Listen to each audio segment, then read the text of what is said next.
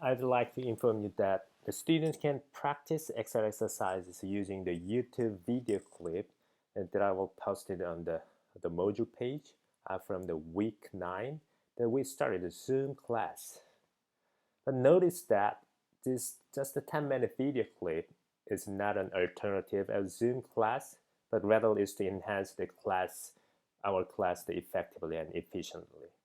A couple of challenging classwork will be covered through this short video clip in each chapter, and they are going to help students practice alone at home after attending the class. Thus, if you didn't come to class, the Zoom class, please carefully read the class notes that I posted on the module page and clearly understand the concept first and then use this video clip. Otherwise, you couldn't understand what's going on the video clip. So let's review the call option, part through this video clip using the graph. The call option buyer has the right to buy an underlying asset. Underlying asset at exercise price with the example $100 from the call option seller, and by paying call option premium $10. So when the market price $100, the call option buyer and call option seller enter into the call option contract and exercise $100. Call option buyer paid this call option premium $10. So the profit and loss profile shows negative $10, which is option premium, and making loss $10. When the market price went down $70, call option buyer wouldn't exercise. Why? Because call option buyer will buy this asset outside this contract at the market. So they wouldn't exercise by buying this asset $100. That's stupid. So $100 below $100, the market price went down. They just give up their call option right. That's why we say this is option. But only the call option buyer has a right to exercise the right. What would happen if the market price went up $110? Then the profit and loss is zero because the call option buyer will exercise. When the market price went up $110, they can exercise $100, which is cheaper price. But they paid $10 option premium already, so the profit and loss is just zero. When the market price went up $130, definitely they will exercise $130 minus $100 exercise price. Even the market price went to $130, they can exercise to buy this asset at $100 from the call option seller. So the $30 is the intrinsic value, which is the profit, but they paid $10 option premium already. So the $20 is the profit. So we connect all the dots after above $100. When the market price goes up, definitely the call option buyer will exercise until the due date. Now, call option seller, which is the writer, they have the obligation to sell the underlying asset at the exercise price of $100. So, exercise price $100. They receive the call option premium $10 from the call option buyer. So, they received $10. When the market price went down to $70, what happened? They don't have any right. Instead, just obligation. That means that their action is depending on the action from the call option buyer. So call option buyer will not exercise because they can buy this underlying asset at $70 outside this contract at the market. So the call option buyer gave up their right to exercise the option, so they just received $10.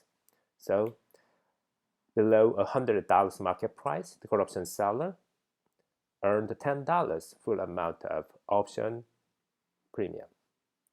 When the market price went up $110, then, right, they lose $10 when the call option buyer exercised this right, but they already received $10.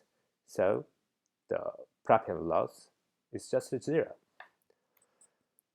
But when the market price went up $130, what would happen? The call option buyer, the counterparty, will exercise. That means that the call option seller should sell their asset, their underlying asset, at $100, even the market price $130. That means that they will lose $30, which is market price minus exercise price. So they lose $30, but they already received $10 earlier. So the profit and loss profile, which is loss, negative $20. Okay, so let's jump into this exercise. As we discussed just earlier, case number 1, the market price went up to $130, strike price $100, and option price $10, the market price $130. So how do you get it? Right, $130, which is market price, minus $100, and then minus $10, because the call option buyer will exercise to buy this asset at $100, which is exercise price from the call option writer. So the profit and loss profile, 20 minus $10, the investment option premium. So they'll earn the 200% profit. Writer's perspective. Now, you may remember during the class we discussed about the zero-sum game. So you can just write down negative 20, negative 200%, because it is based on the zero-sum game.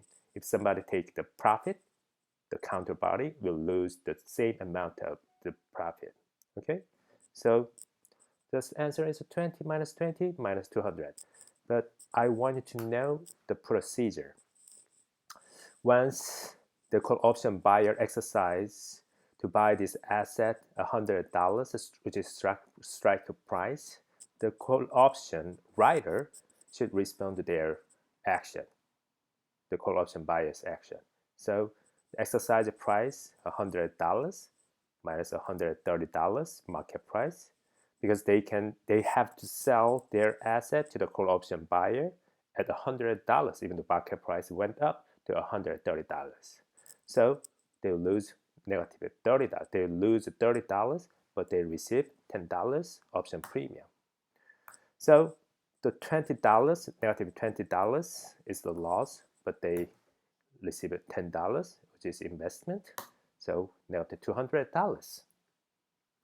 When the market price went down to $70 on the case 2, on the second case, think about that situation. If you're a call option buyer, do you want to exercise when the market price went down to $70? You have a right to buy the asset, underlying asset, at $100. No, you wouldn't, because you want to just buy this asset from the market, not under this contract. Then you just gave up this exercise. So you lose just the option premium you already paid. So this is the minus $10. You lost this amount, and then option premium you invested, so $10. So negative 100%. The huge loss anyway. So once the call option, the buyer not exercised, so the call option writer just take $10 option premium. So $10 divided by investment amount, $10. So 100%, which is totally zero-sum game. What would happen when the market price went up to $110? Okay, definitely you will exercise if you're a call option buyer, because market price is $110, which is low, which is higher than the exercise price. You can still buy your asset, that underlying asset, at $100 from the call option rider. So how do you get it? $110 minus $100. You pay the $10 option premium, so nothing. Anyway, you recovered only the option premium price, the payment. So the 0 divided by option premium, $10 you invested, so 0%. What about the rider's point of view? Okay, answer is just as simple. 0%, 0%, because the zero-sum game, nobody gets the profit if the counterparty didn't get anything, so you also didn't get anything. So here, but we want to know the procedure. The exercise price is $100, and then the market price $110. If the market price went up to $110, you have the obligation to sell your underlying asset to the call option buyer at $100. That's why you lose $10, but you receive $10. So 0 divided by $10 investment, so 0%. What would happen if the market price went down to $90? Then $90. If you are a call option buyer, do you want to exercise? No, because you can buy this underlying asset outside of this contract from the market. So you wouldn't exercise. So how do you get the profit or loss profile? Okay, you just give up this option premium, $10 you already paid. So minus $10 divided by your investment minus $100. When the call option buyer did not exercise their right, then the call option rider just to get $10 option premium, full amount of the investment. So 10 divided by 10, which is 100%. You guys understand? Please erase everything from the scratch, and then try to figure it out without looking at this the equation. And then when you explain by your own word, and then you could understand. And then this the class notes and these class notes and graph will be very helpful to understand this call option, the profit and loss profile. See you next video clip for the put options. Bye-bye.